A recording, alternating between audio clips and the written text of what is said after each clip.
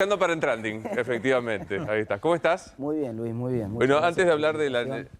gracias. Antes de hablar de la negociabilidad y todo esto, hable un poco de economía, te aprovecho. Por supuesto. Si lo teníamos al... ¿Qué es 182 el dólar libre? Primero es un precio de pánico, ¿no? Un precio de pánico porque cuando vos convertís cualquier precio de la economía a 182, te queda en dólares un precio ridículamente bajo. La Argentina queda ridículamente baja a precio de 182. Mirá, para que vos te des una idea, si no hubiera pandemia, con el dólar a 182 tendríamos un aluvión de chilenos y de brasileños que estarían comprando en Argentina. O sea, cualquier cosa que compares. Hoy están más baratos los electrónicos en Argentina que en Chile. Ridículo, Inédito, insólito, claro. en los últimos 20 años nunca había pasado, solamente con ese dólar de 182. Inclusive, si comparás un almuerzo en Buenos Aires, en cualquier ciudad importante de la Argentina, contra el mismo almuerzo en Montevideo, en San Pablo o en Santiago, otra vez, a dólar de 182 te da muy barata Argentina. Entonces, es un precio de relativo pánico que tiene que ver con lo que pasó en octubre del año pasado. En octubre del año pasado, acordate, Luis, se fueron en una semana 124.000 millones de pesos de los bancos, de los plazos fijos. El dólar tocó 195, ¿te acordás que fue una escalada muy fuerte el año pasado? Y a partir de ahora lo que hizo el gobierno fue tratar de frenar eso, y para frenar eso y para evitar tener una segunda salida masiva, endureció el cepo la semana anterior. Entonces este endurecimiento del cepo que hizo el gobierno, que limitó a las sociedades, a las empresas, prácticamente no les deja comprar ya el dólar paralelo. Las empresas que no podían acceder al dólar oficial podían ir al dólar paralelo. Ahora ya les cerró la puerta al dólar paralelo también. Les dijo, miren, si van al paralelo, nunca más ven un dólar oficial, o por lo menos por 90 días no lo ven. Entonces, eso generó incertidumbre en el minorista, que está bien, no le cortaron las patas, pero, viste, cuando ves las barbas de tu vecino cortar, pones las tuyas a remojar. Claro, totalmente. Ahora digo, recién yo decía a De Pablo, si la inflación fue el 26 y corrigió el 10%, ¿y se espera un 50% de inflación? Sí, bueno, probablemente un poquito menos, capaz que 45, 46, termina el año, si al gobierno le va más o menos bien en planchar el dólar oficial de acá hasta las elecciones, puede irle un poco más o menos bien en frenar un poco la inflación. ¿Y puede haber como un solcito que aparezca de reactivación en los próximos meses? No.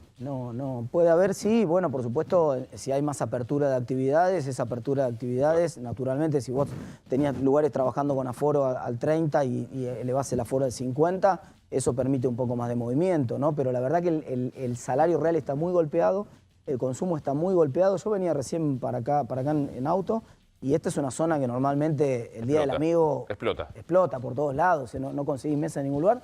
Me sorprendió que había mesa en todos lados. Entonces, evidentemente está muy... Para que vos te des una idea, el salario, la masa salarial, el consumo de la masa salarial cae en términos reales en los últimos 2 años 15%. Entonces es un golpe muy fuerte que obviamente, además de la incertidumbre. Vos no sabes si se habla de la tercera ola del Delta, el miedo debo decir, y si cierran de vuelta y yo que tenía un manguito, entonces me lo tengo que guardar por las dudas porque no sé si van a cerrar. Todo ese combo complica. Yo sé que hay que mirar todo con el cristal del coronavirus, o sea que nada se puede analizar. Pero digo, intentemos ver, ¿tiene modelo económico Alberto Fernández? Me cuesta verlo porque además tiene una tensión interna muy grande. O sea, cuando empezó el año parecía que lo tenía al modelo. El presupuesto, por ejemplo, tenía una serie de variables de convergencia macroeconómica. Te doy un ejemplo típico. Las tarifas iban a crecer lo mismo que la inflación. Claro. Proyectaba 29 de inflación el gobierno y las tarifas iban a acompañar. La inflación no es 29, bueno, se le escapó, está bien, era una proyección. Pero la decisión política de fijar las tarifas y de que corran muy por debajo de ese 29, ya no hablemos de 50. Cristina 29, le dijo a Guzmán, olvídate. Claro, entonces eso debilita mucho la posición de Guzmán. El cerrar rápido con el Fondo Monetario Internacional, que era el plan de principio de año, tampoco se lo dejaron. Después le dijeron cerrar después de las elecciones, y ahora parece que le están diciendo busca plata en Rusia porque si no conseguís un acuerdo a 20 años no te dejamos cerrar. Está muy atado de manos el ministro de Economía, muy fuerte el bloque que además se está imponiendo, y en estas elecciones puede cristalizarse esa formación donde está Máximo Kirchner, Carlos Heller, Fernanda Vallejos, con posiciones cada vez que hablan, digamos, el patria o muerte de Heller del otro día, en el medio de la crisis cubana, me parece que fue muy sintomático del modelo de país que quiere ese sector, ¿no? ¿Por qué decidiste arriesgar prestigio profesional, como economista, como periodista, y meterte en la política? Por muchas razones. La primera, porque hay una oportunidad increíble ahora de cambiar las cosas, y creo que ahora sí se pueden cambiar las cosas en Argentina. Yo tengo un rol importante porque va a haber una discusión económica muy importante y porque hay problemas que la Argentina necesita soluciones. Por ejemplo, el problema de la inflación, por ejemplo, el problema de la producción y del empleo en Argentina, y que esas soluciones las tiene que dar el Congreso. Entonces, creo que tengo un papel que puede aportar mucho en términos, me lo decía Martín Lustó cuando trataba de convencerme, me decía, a la política le falta dialogar con la economía, y los economistas somos, viste, medio duros para hacernos explicar, hablamos un idioma propio, una jerga que nadie nos entiende, y entonces salen normas que no son buenas para la sociedad. Por ejemplo, lo que pasó con la ley de alquileres, ¿no? Una norma que era mala para la sociedad, todos los economistas lo sabíamos, lo dijimos antes de que se aprobara esa norma, pero pasó. Y pasó tal cual lo que decíamos que iba a pasar. Es decir, ¿por qué? Pero eso es un problema nuestro. Es decir, si nosotros no supimos ser lo suficientemente claros, la economía no sabe dialogar con la política en el lenguaje de la política. Entonces, por ahí yo puedo aportar, porque mi rol fundamental hasta ahora era justamente ese, el de bajar la economía a la pelota al piso, bajarla al lenguaje común, tratar de hacer pedagogía con la economía, y ahora ese trabajo lo voy a tratar de hacer en el Congreso. ¿Sabés que vas a tener que explicar el salto de María Eugenia? Bueno, me gustaría que lo explique María Eugenia, en primer lugar, para empezar, para seguir. A mí, yo te digo la verdad, me parece que cada espacio, casi sería una falta de respeto que yo opine de cómo el PRO, que es uno de los espacios que están en la coalición, yo vengo por el radicalismo, el PRO elige libremente qué candidaturas quiere jugar, y yo desde el radicalismo no podría, sería una falta de respeto que yo diga, che, ¿por qué en realidad ustedes no juegan sus candidatos mejor? Dicho eso, digamos, o sea, no me voy a meter ahí, pero dicho eso, me parece increíble el planteo de algunos sectores. Hay un gobernador en la provincia de Buenos Aires que no sabe dónde queda la Diagonal 74, que si le preguntaron los nombres de las plazas de la Ciudad de La Plata no los conoce. Entonces, me parece que esto de jugar a ver dónde juega cada uno. María Eugenia fue funcionaria muchos años en la ciudad, tiene todo el derecho de jugar en la ciudad, y la verdad que si la pandemia nos mostró algo, Luis, es que esa línea divisoria de la General Paz es una llínea que, como en la escuela te decían, el mapa político y el mapa geográfico, esa está en el mapa político nada más. En el mapa geográfico y en el mapa económico y social no está esa línea divisoria. Entonces, no tiene tanto sentido. Mismo me podrían haber planteado a mí, ¿por qué vas? Si vos sos platense, ¿por qué venís por la Ciudad de Buenos Aires? Porque vivo hace muchos años en la Ciudad de Buenos Aires. Eventualmente tal vez podría haber ido por la provincia de Buenos Aires porque soy de La Plata, nacido y criado, y estudié en la Universidad de La Plata muchos años. Entonces digamos, me parece que no pasa por ahí el eje del debate que la gente necesita para las próximas elecciones. Te vas a inscribir dentro de las campañas de, a ver, halcones y palomas, viste que dicen, hay más Bullrich, más Fernando Iglesias, hay más Monzó. ¿Vamos a Venezuela? ¿Vas a hacer un lema tuyo? Mira, yo lo dije el otro día, sonó eslogan de campaña, pero yo lo quise sintetizar en una expresión. No dije esa hora porque era el momento para hacer una diferencia y para construir un espacio suficientemente amplio y contundente, y dije es con todos, ¿no? Es con todos. Y es con todos busca ser una síntesis de ese debate entre palomas y halcones. O sea, no es válido, hoy no es válido el debate entre palomas y halcones porque nos van a pasar por arriba. Entonces, si nosotros nos ponemos, fíjate la inteligencia de Cristina Kirchner en el 2015. Sé que esto me va a costar, pero se lo he reconocido en algunos momentos. Tuvo la inteligencia de darse cuenta que si no era capaz de construir un espacio lo suficientemente amplio, se tuvo que tragar sapos. Tuvo que meter en el espacio a Sergio Massa, que había sido, incluso se había presentado en contra de ella en las elecciones. Le frenó la reelección. Le frenó la reelección. Tuvo que meter en el espacio a Alberto Fernández, que había sido, hay video de Alberto Fernández hablando peste de Cristina, lo tuvo que meter en el espacio porque entendió. Tuvo la visión estratégica de entender que si no era lo suficientemente amplia no ganaba. Digamos, nosotros tenemos que tener esa misma inteligencia ahora. Tenemos que ser muy amplios para entender que si en esta elección no es contundente la victoria, después de todo lo que pasó en Argentina en estos últimos 2 años, no es contundente la victoria de la oposición en esta elección, no hay 2023. Un sapo que te vas a tragar, va a haber gente que dijo que había infectadura. Sí, a ver, el manejo en todos los ámbitos de la pandemia del gobierno estuvo entre los peores del mundo. Como lo dicen todos los indicadores, no, olvídate del ranking de Bloomberg, si querés, que lo pone 53 de entre 53 países. Infectados y muertos hoy, sin duda. Muertos cada 100.000 habitantes, estamos en el 10% de los países con más muertos. Economía caída, estamos entre el 10% de las economías más caídas del mundo. Escuelas cerradas, estamos dentro de los países que tuvieron más tiempo las escuelas cerradas en una sociedad donde la escuela es factor clave de inclusión. No es solamente, le doy una notebook y alguna gente dice, le repartís una notebook y el pibe entra. No, no conocen lo que pasa en el Gran Buenos Aires, no entienden, no han entrado a una escuela. No saben lo que es una escuela del Gran Buenos Aires en términos de inclusión. Ese millón de pibes que el ministro de Educación reconoció que se quedaron afuera del proceso educativo durante el año pasado, se quedaron afuera de la última oportunidad que tenían de movilidad social, de la última oportunidad de su generación para salir de la pobreza. Esas son las cosas que están pasando. Entonces, digamos, no hay un indicador bueno del gobierno en la última gestión. Y las vacunas encima, que era la última salida que teníamos, llegaron tarde, se las dieron primero ellos y vacunaron primero a los amigos, y vos tuviste la misma ola, la misma primera ola en Chile, que en Argentina con los mismos resultados en términos de muertos prácticamente, y en la segunda ola en Chile la mitad, porque vacunaron mejor que nosotros. Entonces, ¿cuántos muertos podríamos haber evitado? Yo les hago esa pregunta, quiero que alguien del gobierno me diga un número, que no me la tiren más al córner, que me digan cuánto tienen calculado, que son los muertos que podrían haber evitado si hubieran firmado el acuerdo con las empresas que ahora recién están firmando 8 meses atrás. Por decreto negándose, haciendo lo que se había negado hace un tiempo. Entonces, me cuesta pensar en una gestión peor. Sí, señor.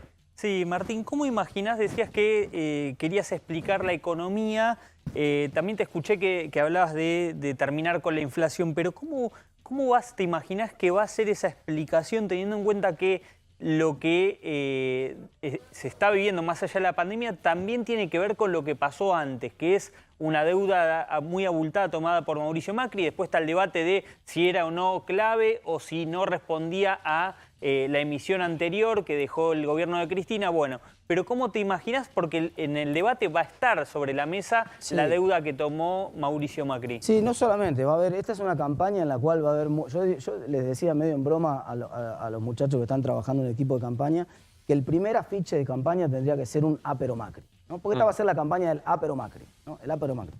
Yo no tengo ningún problema en explicar lo que pasó en la economía con Macri. Yo fui muy crítico de muchas cosas que se hicieron, a mi juicio, mal. Y además dije en su momento que había fracasado el modelo económico de Cambiemos. O sea, la estrategia económica del gobierno de Macri fracasó. Dicho eso, digamos, no nació de un repollo. Vino de... si quieren hablar de Macri no hay ningún problema, pero vino de la peor gestión económica de mucho tiempo. Justo encima el ministro... la gente a veces, yo digo que la mala gestión de Kicillof en la provincia no nos tape que antes también fue un pésimo ministro de Economía en el último periodo de Cristina.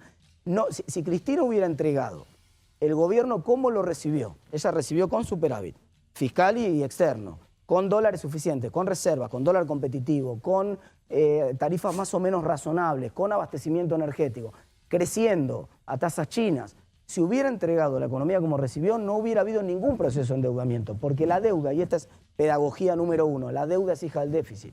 Si nosotros en la Argentina lográramos, si toda esta campaña sirve para que yo logre transmitir la idea de que lo que tenemos que cuidar es que no se pierda el superávit cuando lo tengamos, que seamos muy cuidadosos de las cuentas públicas, que no festejemos el déficit fiscal, porque ese déficit hay que financiarlo o con emisión monetaria, y es inflación después, o con deuda, y es el problema que tuvo Macri después con la deuda. Entonces, a mí me hubiera encantado que el gobierno anterior hubiera recibido como recibió Cristina, pero lamentablemente tuvo una gestión pésima Cristina, entregó con un déficit fiscal escandaloso, y entonces después podemos discutir si la estrategia de Macri, que fue mi crítica en su momento, si la estrategia de Macri fue muy gradual, fue muy paloma, ahora que querés ponerlo en términos de halcones y palomas, fue muy paloma para entrarle al déficit. Yo creo que habría que haber sido muy halcón, pero del otro lado, también los que ahora acusan al gobierno de haber tomado mucha deuda, criticaban a Macri por ajustador. Entonces hay que ponerse de acuerdo un poco. Ahora, Sí. de todos modos vos decís, bueno, me van a tirar o van a tirar a cualquiera, pero Macri, y vos inmediatamente dijiste, pero Cristina, o sea, te retrotraíste. Pero Macri, así, pero Cristina. Pero Macri.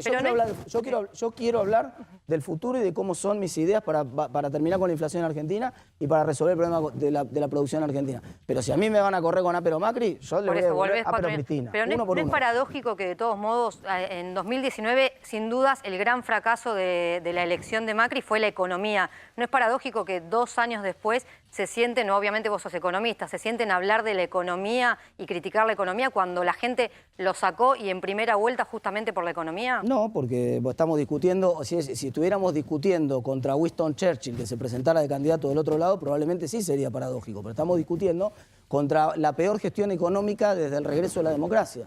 No hay ningún presidente que haya recibido una economía con las condiciones que la recibió Cristina, creciendo, con superávit, con reservas, con dólar competitivo, con tarifas competitivas, y haya perdido las 5 cosas que acabo de nombrar en 8 años de gestión. No hay ninguno. Alfonsín fue mala la gestión económica de Alfonsín, pero nadie recuerda, muchos no recuerdan que asumió con 650% de inflación. Menem terminó mal con la convertibilidad, pero asumió en el medio de una hiper. De la Rúa fue un desastre la gestión económica de la Rúa, pero estaba la momia podrida de la convertibilidad, ahora todo el mundo lo reconoce unos años después, digamos. Pero Cristina realmente recibió en condiciones inmejorables la economía y la entregó chocada a la calecita. Hay algunos que creen que ¿cuántos años tenés? 46. Que la generación tuya es la que ya los post-50 ya está, ya probamos todo, esto incluye a Macri, a Cristina, y etcétera, etcétera. Y dentro de los 40 o los 30 aparecen dirigentes de un lado y del otro, el caso tuyo, con otra cabeza. ¿Máximo es otra cabeza? No estoy seguro todavía. Si me preguntás el Cuervo Larroque, te digo que sí es otra cabeza, claramente. Si me preguntás Kicillof, te digo que también es otra cabeza, más allá de las críticas que yo le hago. Máximo todavía no tengo claro cuánto de lo de Máximo, porque es hijo de, digamos, o sea, no me ha demostrado nada de construcción propia que no sea, no tengo claro que hubiera podido hacer Máximo si hubiera sido Máximo López. Claro, entiendo. ¿Entendés? Entonces, y cuando lo escucho, bueno, claro, se nota que vivió en una familia atravesada por la política y por el poder durante toda su vida. Vamos, desde Río Gallegos hasta acá, siempre estuvo en el centro del poder, primero de una ciudad, después de una provincia, después del país. Es decir, siempre estuvo cerca de una situación de poder, casi la excepción es haber estado alejado del poder en los 4 años que le tocó a Macri. Entonces, obviamente que en términos de política sabe. Es evidente que es un animal político. No estoy seguro que sea igual que la madre, que sea igual de habilidoso que la madre. Creo que la madre, sin ningún lugar a dudas, el animal político más... Sin duda. Si me decís quién es el león de la selva, acá es Cristina, no cabe duda. Ahora, no lo sé, no te puedo contestar de Máximo porque me gustaría ver cuánto realmente tiene capacidad de construir Máximo más allá de su nombre. ¿De quién es? De su proveniencia. Y cuando abre la boca él, dice más o menos lo mismo que Fernanda Vallejos, dice más o menos lo mismo que Carlos Heller. En general, siempre atrasa demasiado. No lo veo hablando de los grandes problemas, no lo veo hablando de la inteligencia artificial y del boom que está generando de productividad eso.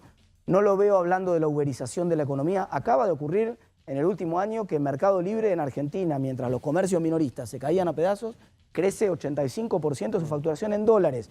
Muchos piensan que los comercios cerrados que están viendo en microcentro son por la pandemia y se van a llevar un chasco porque cuando termine la pandemia, lamentablemente muchos de esos comercios no van a abrir porque en el medio hubo un cambio tecnológico brutal. Me gustaría escucharlo hablar de esos problemas del futuro de la Argentina, hablar del pasado. Por eso digo, por eso le contestaba recién a los chicos, yo no tengo ningún problema en hablar del pasado y además es justo el terreno donde yo mejor me muevo. Si quieren ir a una pecera y lo invitan a Aquaman a la pecera, buenísimo. Aquaman va a estar chocho porque Aquaman se mueve bien en el agua. ¿Quieren hablar de economía? Yo hablo chocho de economía del pasado. Ahora, me gustaría aprovechar este espacio de lo que va a significar la campaña estos meses para poner en el centro de la discusión la Argentina que viene. La Argentina que tiene que ver con esas transformaciones y no escucho en el discurso opositor nada más nuevo más nuevo de los últimos 40 años, digamos. Sí, Martín. Martín, hablabas del fracaso económico, el fracaso del modelo de Macri. ¿Por qué repetir en esta elección caras de ese fracaso como por ejemplo María Eugenia Vidal? Porque María Eugenia Vidal, a mi juicio, cometió un error, cambiemos, que lo dije en su momento, desde otro lugar, obviamente, pero me parecía un error formidable que el gobierno hubiera juntado las dos, el oficialismo entonces, tomado la decisión de juntar las dos elecciones. Me parece que le hizo perder la oportunidad a María Eugenia de justamente plebiscitar su gestión. Y la gestión de María Eugenia en la provincia de Buenos Aires tenía muchas cosas para mostrar. Había enfrentado el narcotráfico como nadie en los últimos 30 años probablemente. Había enfrentado a las mafias sindicales, la historia del Pata Medina, la UOCRA. En La Plata no se podía construir. Vos querías hacer una obra en La Plata y venía, esto es real, esto pasa en la Argentina y esa gente está hoy caminando por la calle. Vos querías construir una obra y venían y te pedían el peaje en la obra.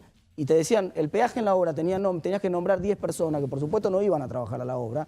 Y el cartelito, todavía de hecho pasa en algunos edificios, que la marca ponen una bandera en un piso, al aire libre, flamea una bandera de la UOCRA, como diciendo, acá ya está este lugar pagó peaje. Eso es tremendo en Argentina. Entonces tuvo los ovarios de enfrentar todas esas mafias. Acordate los sobres de los policías que empezaron a aparecer, sobres de los policías de la provincia de Buenos Aires, que claro, era porque a la gente que le gusta que la prostitución y que el narcotráfico esté escondido. ¿Por qué? Porque las mafias cobran de todo ese negocio. Y María Eugenia se animó a abrir esa caja en la provincia de Buenos Aires. Entonces, cayó 30% del delito en la provincia de Buenos Aires en los 4 años de María Eugenia, y justo en este momento en el cual el tema de la seguridad es un tema clave. Entonces, me hubiera encantado que hubiera tenido la oportunidad de defender su gestión en una elección mano a mano contra Kicillof. Es buena de economía y de la política. Si sos diputado, vas a ser diputado, te indica esto, vas a tener que tratar algunos temas. ¿Estás a favor de la despenalización de la marihuana para uso personal? Sí, totalmente, totalmente. A mí realmente el otro día hice el comentario porque me hicieron una entrevista, me llamó la atención la reacción conservadora. Me llamó la atención. Me llama la atención de dónde viene además. Porque hay una reacción que defiende un statu quo retrógrado, que atrasa 40 años, que si vos mirás en el mundo cómo están las discusiones, los países avanzados en el mundo entienden que todos los lugares, que todas las cosas que el Estado prohíbe, son cosas donde el Estado no entra a regular y no controla. Y yo quiero un Estado que no prohíba, yo quiero un Estado que controle y regule, yo quiero un Estado presente. Cuando vos querés, es increíble que venga, que me quiera correr por derecha, además me corren, sí, conservadoramente, con actitudes conservadoras, cuando en realidad, justamente los mismos que dicen que quieren un Estado presente. Si vos prohibís, el Estado no está. Y si vos prohibís y el Estado no está, emergen las mafias, porque alguien sí lo va a regular. Ojo, está en la historia, o sea, no hay que hacer demasiado lucubración científica. En la historia pasó siempre esto. Por supuesto, por supuesto. Hay una discusión también ahora respecto de, por ejemplo, tenés un opositor, Sergio Rinaldo, ¿cómo se llama? El que está en la lista, López Murphy. Franco Rinaldi. Franco Rinaldi. Ah, sí. Sí. Que habla de ginecocracia y de que hay como una... ayer se discutía el tema de los penes de madera y demás. ¿Qué pensás de todo eso? Había un chiste entre economistas ayer en las redes sociales sobre qué había surgido primero. Si la licitación primero, que justo pedía esos penes pulidos de madera, como si fueran algo tan estándar en el mercado, digamos, o alguien había hecho eso y necesitaba el favor de un amigo para poder venderlo, digamos, ¿no? Entonces, máxime cuando era una licitación nacional y el esquema de educación en salud reproductiva es un tema provincial. Entonces, pero bueno, no importa, digamos, me parece algo que en todo caso, si sirve y si suma en lo pedagógico, para que y es una herramienta para que la ESI funcione mejor, me parece bien, digamos. Sospecho que hubo algún negociado atrás, porque me parece raro por lo que te estoy diciendo, pero hubiera sido lo mismo si eran penes plástico duro o era otra cosa. Sí, o sea, discutamos el negociado, pero no que la enseñanza sexual integral no, se dé. Por supuesto, la enseñanza se tiene que dar. No estoy tan seguro, me parece que también el sistema educativo atrasa mucho en términos de cómo conectan hoy los chicos y cómo resuelven esa... No, me parece que hay que hacer un poco más de investigación de campo para ver qué aproximación están teniendo los chicos con la sexualidad hoy. Me parece que la aproximación que propone el gobierno es una aproximación hecha desde un lugar... Me hace acordar un chiste de economistas que dicen, che, le pidieron a un economista de diseño un elefante y el tipo se encierra en la oficina y dice, a ver, ¿qué haría yo si fuera un elefante? ¿No? Mira, loco, andá al zoológico y fíjate lo que hace el elefante de verdad, o andá a la selva, porque la verdad que lo que vos crees que hace el elefante no es lo que hace el elefante. Entonces, las políticas públicas se hacen desde una oficina de gente que cree que los estudiantes dicen, che, vamos a enseñarle a los chicos cómo se pone el preservativo porque no lo saben poner. No sé si no lo saben poner. El otro día un youtuber... Yo creo que no, la enorme mayoría. No se usa. Mirá lo que pasó. Un youtuber español fue un escándalo en las redes sociales porque reconoció que le daba pereza usarle preservativo. Tremendo, tremendo. Y que entonces le mentía a las chicas con las que estaba diciéndole que tenía cierta infertilidad y que no había ningún riesgo. Cuando además era una burrada, porque aunque fuera fértil el chico, igual era un riesgo brutal de enfermedad de transmisión sexual, el preservativo hay que usarlo igual. Pero me parece que los chicos están con otra lógica pensando el problema. Entonces, lo que nosotros tenemos que atacar por ahí no es enseñarle, no estoy tan seguro que ese sea el foco, pero no me molesta. Todo lo que suma en materia de educación sexual, bienvenido. ¿Macri fue? Yo creo que todos los presidentes en la Argentina, nunca me gustaron las reelecciones ni los segundos términos para nadie. Yo creo que todos los presidentes en Argentina tendrían que tener un periodo y que después de ese periodo tendrían que seguir vinculados. A mí me gusta la idea del presidente consultor. del presidente El que... senador vitalicio italiano. Viste que Claro, son presidentes, son senadores exactamente, vitalicios, ¿no? la idea de que ese presidente pasó por la gestión, sabe, la gestión no es lo mismo desde el llano, nosotros que lo vemos Claro. por televisión, que el que está tomando las decisiones, es muy difícil tomar decisiones en contextos de mucha tensión y de muchos intereses, y me parece que tiene mucho más para aportar alguien que fue presidente, y ahí podría estar también Cristina, podría estar también todos los que han pasado, Duhalde, los que han pasado por la presidencia, como un consejo asesor. Bueno, el presidente en ejercicio conversa con ellos una vez por semana. Che, miren, estoy teniendo este problema. A veces inclusive pueden facilitar un consenso por el peso que siguen teniendo los partidos. A veces pueden ayudar a guiar al propio presidente. Ese es el futuro que me gustaría. Pero insisto en lo que te dije al principio. Es con todos. Es con todos. Y con todos incluye a Macri también. Gracias por venir. Gracias a vos. Nos estamos viendo. Pequeña pausa y enseguida volvemos. Además de los 3